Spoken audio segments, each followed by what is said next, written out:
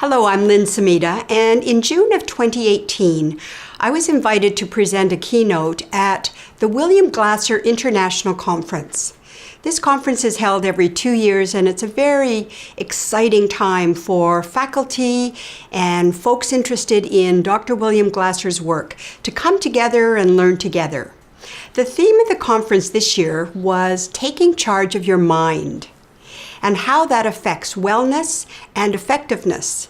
And for me, that was a great topic. I was thrilled because I'm fascinated with the mind and with wellness. And in fact, talk about timely. I just ordered a book by a man named Dawson Church, and his book was titled Mind to Matter: The Astonishing New Science of How Your Brain Creates Material Reality, including the material reality of our body. So I'd ordered that hot off the press, and I started thinking about what would I want to talk about as I looked at this whole idea of taking charge of our mind to promote wellness. And you know, the first question that came to my mind as I was thinking about this, and that I shared in the keynote, is the question, can you be well and have a serious illness? So basically, can you be well and sick at the same time? And I think in the past I would have answered no. They're a contradiction. Either you're well or you're sick. But today my answer is quite different. I think wellness is much more than the body.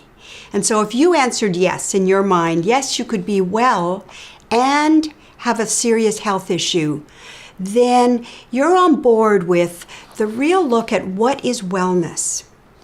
So in order to think about this, it seemed to me that I needed to really talk about the relationship between the mind and the brain, because they have an intimate relationship working very much together. And there's some amazing new science that I want to share with you, ideas that I found tremendously useful in understanding how my brain works and how in fact that affects the body.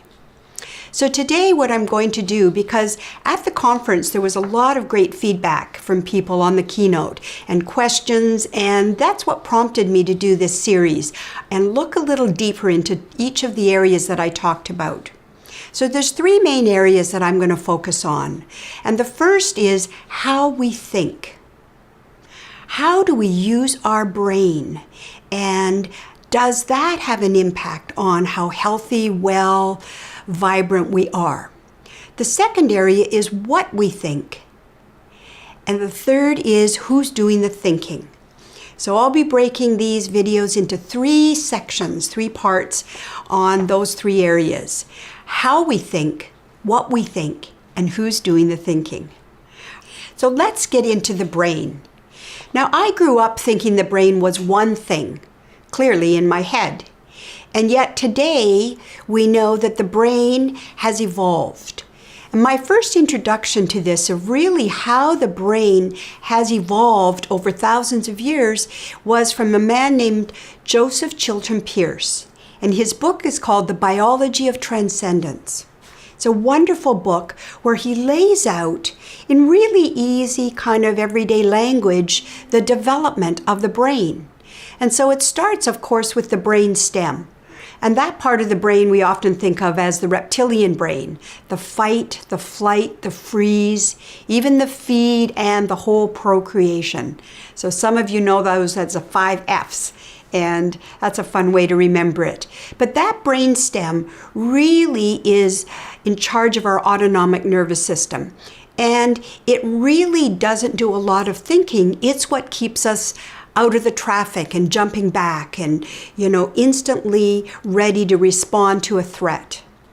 But nature never gets rid of anything. And so when it was clear, in a sense, that that was not enough, the development of the next brain came along, which is called sometimes the Old Mammalian Brain. And that's because that's the mother bear part of our brain. And it's right over the brain stem. So if you think of this as the brain, the very next layer is the old mammalian brain. And it's very tightly connected to that brain stem, to the reptilian brain. So if a mother bear and her cub are in danger, she's going to go into action quickly. The next brain, layered on top of the old mammalian, is a big neocortex. And that really expanded our whole thinking. And it got into language and more complex thinking and so on. And it makes up the big part of the brain. After the old mammalian brain comes the neocortex, and that's the really big part of our brain and houses a lot of our speech and thinking and things that we do and all the complex parts of how we interact and move through the world. But lastly is what's called the prefrontal lobes, and those are right here. And it's interesting that the prefrontal lobes do not develop when the baby's in the womb. The first three brains do, but the prefrontal lobes, they start developing after a baby is born. And that houses our capacity for compassion and empathy, insight, intuition, sometimes what's called the higher order of thinking. Now, what's fascinating with that is if we're afraid, if we're in fear, the prefrontal lobes shut down and all the energy goes to the reptilian brain, where we go into that fight, flight, or freeze mode. So now we know we have those brains in our head. But let me tell you something even more. The next brain that they uncovered is in your heart. That 60% of the cells in the heart are neural cells, brain cells. And it was fascinating. I was reading about heart transplants and the fascinating difference people experience when they get a new heart. Well, if you understand that it's a brain, that makes a lot of sense to me. Why people would have a very different experience when they have a new heart. The other brain that science has now uncovered is the gut brain. And there's a lot of research going into how the gut and gut health affects our mental health. And we're seeing a real connection between the gut and how we feel. Depression is being linked to the gut and so on. So there we have not just one brain in our head, but all 6 brains. Well, as I look at wellness and think about that, the brain I want to focus on for just a few minutes before I stop this video is the heart brain. The heart has more electromagnetic resonance than your brain. In fact, 60 times more magnetic energy coming off the heart compared to the brain. So it's a pretty powerful brain and entity. And so when you think about influencing other people, when you think about your whole wellness, it's so important that we pay attention to our heart. Now, I bet there's some people listening to this that will have been judged or criticized for wearing their heart on their sleeve, too much heart, not enough thinking, that kind of language. Well, you get some justification. Science is backing you, saying the heart brain is critical, as well as those of you that would know, you know what a gut feeling is like.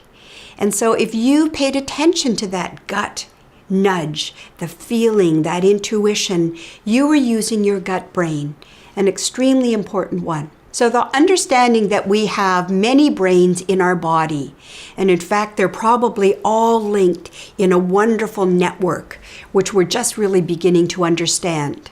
In the next video, I'm going to talk about the specifics of the left brain and the right brain, and how they operate and why it's important to develop one of those brains more than we might have done in the past.